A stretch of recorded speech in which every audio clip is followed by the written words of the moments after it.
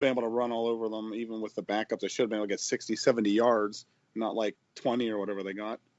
The offensive line is supposed to be the you know what rank the Oakland's run defense is? 32nd. Right? There's only 32 teams. Exactly. They did nothing on the. And I don't know if it was the runs they were calling, because I could not, for the life of me, understand why they, with the backup running backs, just kind of run up the middle, go behind Pouncey and DeCastro. Why were they running some stuff to the outside? The only time the running was working was when they put Rosie Nixon near the goal line, and they score with ease. Yeah. I don't care. Like, Rosie Nix barely plays. Like, ugh. Yeah, that's a lot of, you go back to the coaching. It's a lot of just preparing poorly and not having the team ready and getting, out coached. It wasn't as bad as the second half was against the Chargers, but in the fourth quarter, their defense had to make a couple stops and they couldn't. And if they hold them to at least a field goal there, then they, essentially win by a point. But,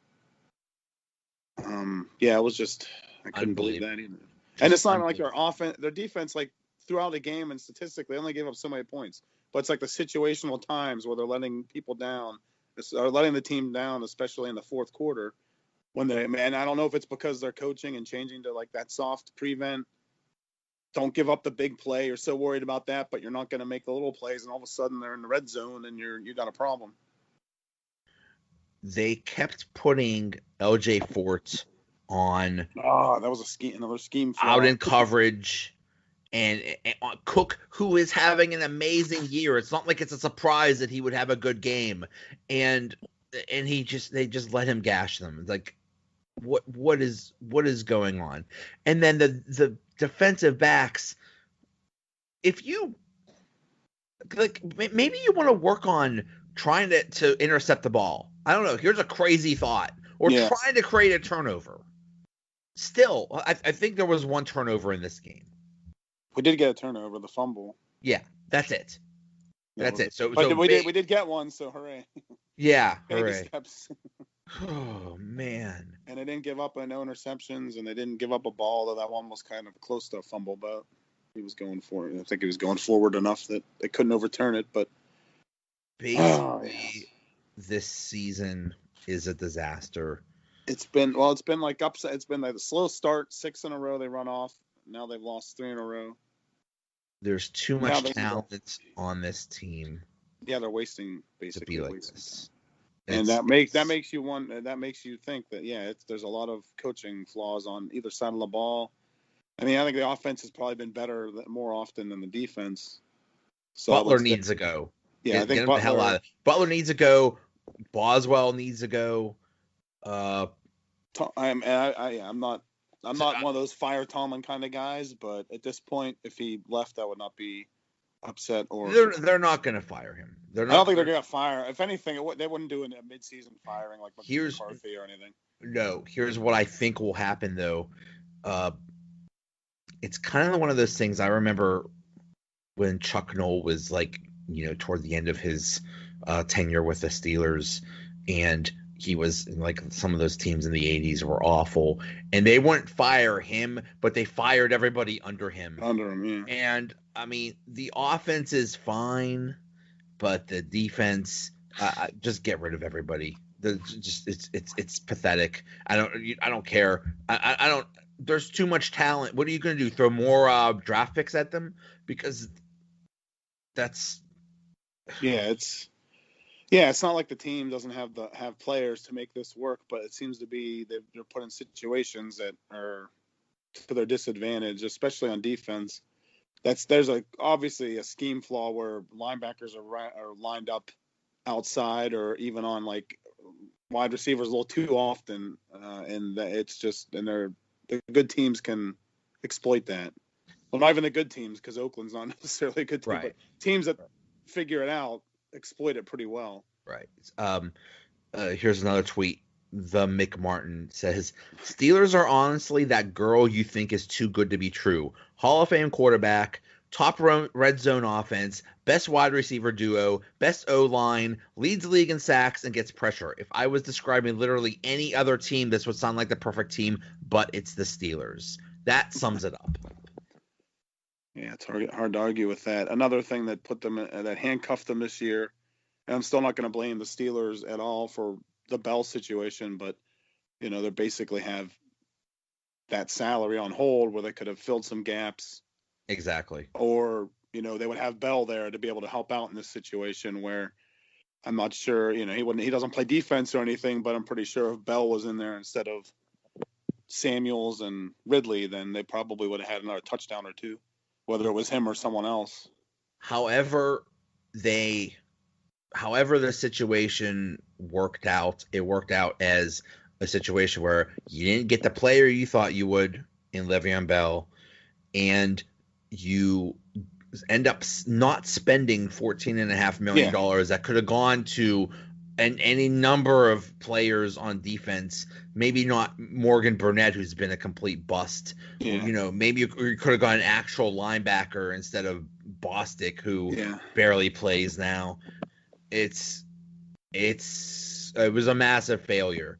Or you could have got a backup running back, or an actual running back, and not a guy that's I think Jalen Samuels only ran 12 times in his college career. What do you expect a guy to do?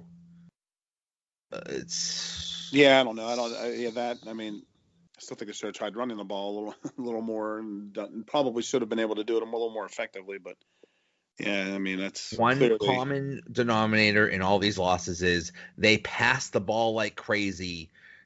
The run-pass ratio is ridiculous, and people say, well, it doesn't matter if you can't run the ball. Well, it kind of does. It kind of does when the other team knows that you can't run it, and so they prepare for the pass. You're kind of telegraphing that you're going to pass the ball every single time. That can't help. Well, it's all situational. They were, like I said, Ben was 25 of 29.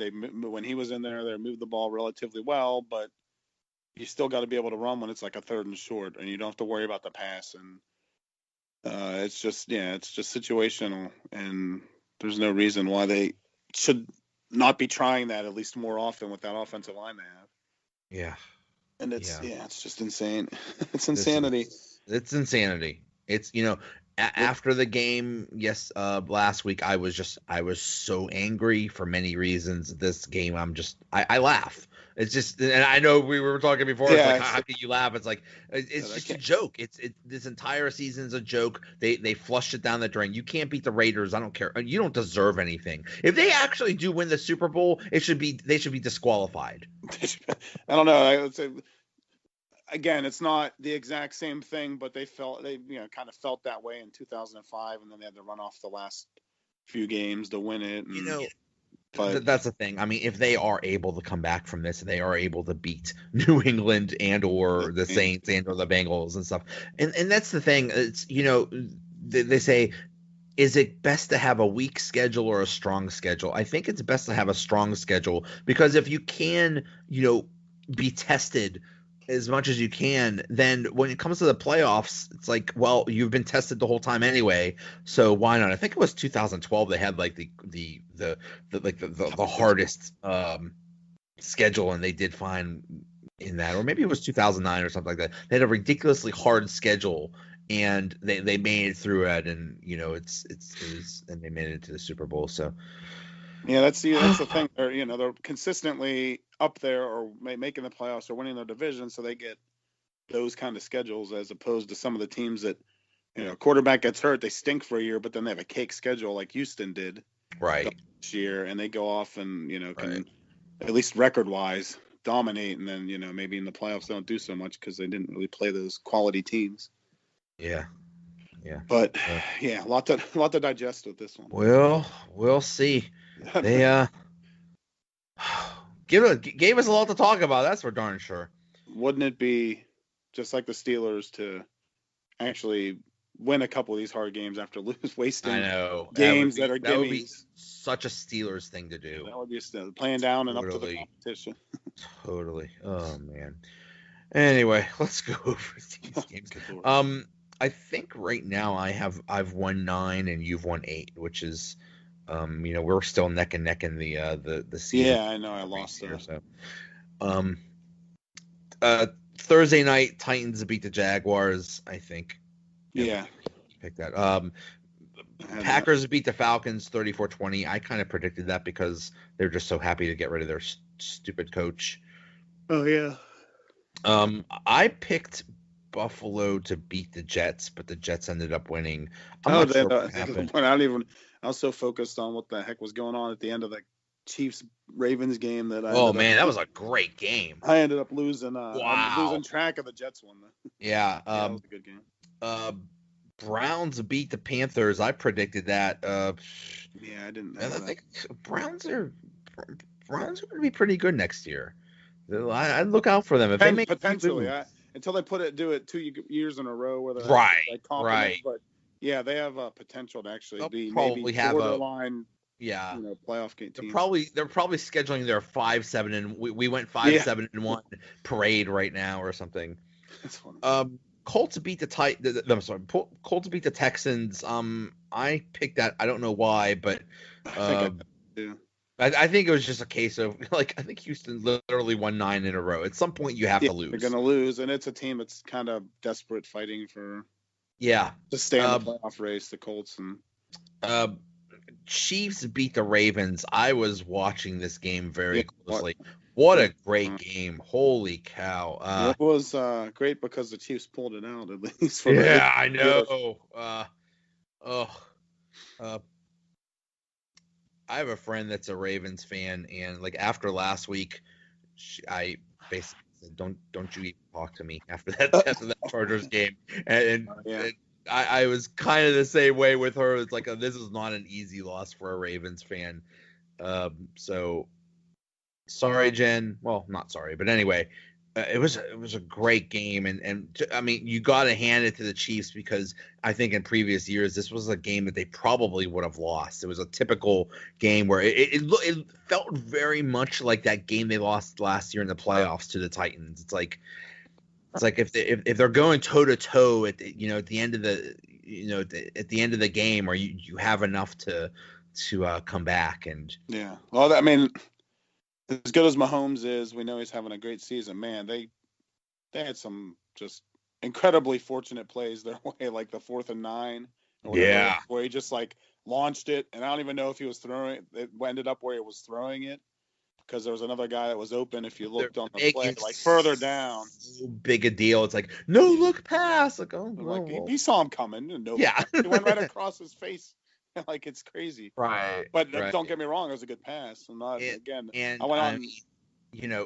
We say the Browns could be something next year because they have potentially their franchise quarterback. Well, so might the Ravens. I mean, Lamar Jackson looks pretty good. If he would just learn to throw a forward pass, I think he would be devastating. Well, that's the thing. He's a good running quarterback, and I've been saying they're going to get him killed, and he almost did this game. I don't know if he's out long term, but he didn't finish the game, I don't think. That's the thing. That's the thing about every running quarterback is eventually they get hurt and they're not able to run anymore. Especially when they rely on the run. I mean, he's running at a ridiculous amount of times for a quarterback. Yeah. I don't know if they even expect him to. I mean, I think they're doing that now just to catch lightning in a bottle. I don't know if that's their plan for the future. But it might be because it looks like, who knows what's going on with Flacco. But defenses usually adjust to that pretty well once there's enough tape on it. Right. And I mean, I don't know what he probably threw for 120 yards, nothing great, but if he could just throw a little bit, just to keep him honest.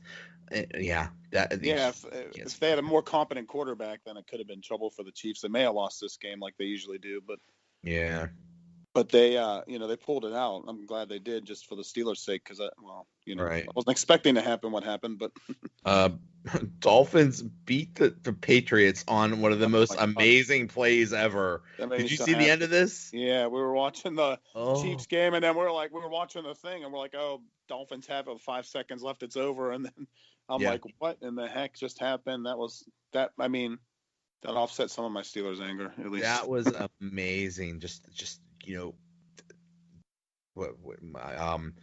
Patriots were up 33-28, 33-27. I don't know, Yeah. whatever they were, 33-28, whatever. And they had just one